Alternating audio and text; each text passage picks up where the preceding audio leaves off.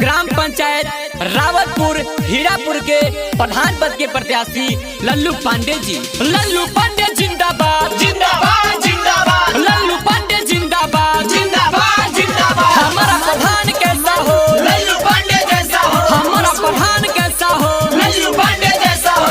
अब की जिताना है, ग्राम प्रधान बनाना है। अब की जिताना है, ग्राम प्रधान बनाना है। ग्राम पंचायत रावतपुर हीरापुर से विजयी बनाना है।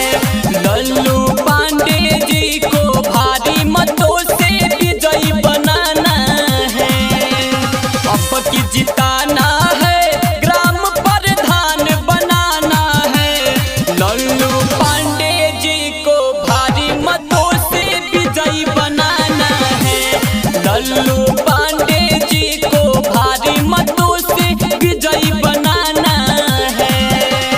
सबके साथ समर्थन होगा, अब की बार परिवर्तन होगा। सबके साथ समर्थन होगा, अब की बार परिवर्तन होगा। हमारा प्रधान कैसा हो लल्लू पांडे जैसा हो, हमारा प्रधान कैसा हो लल्लू पांडे जैसा हो।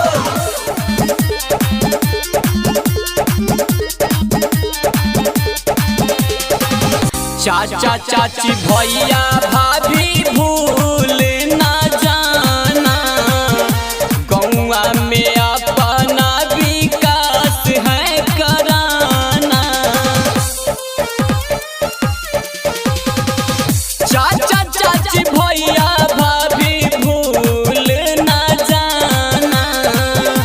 गौवा में अपना विकास है कराना। कदम बढ़ाना है, मिलके साथ निभाना है। कदम बढ़ाना है, मिलके साथ निभाना है। ग्राम पंचायत रावतपुर हीरापुर से विजयी बनाना है। लल्लू पांडे जी को भारी मतों से विजयी बनाना है। ये चाची गरीब के मसीहा, गरीब के साथ 24 घंटा रहे वाला, सुख दुख में साथ देने वाला आपके बेटा, आपके लड़का लल्लू पांडे जी को विजयी बनाना है। गली गली नाली पक्की रोड बनवाएंगे। जो काम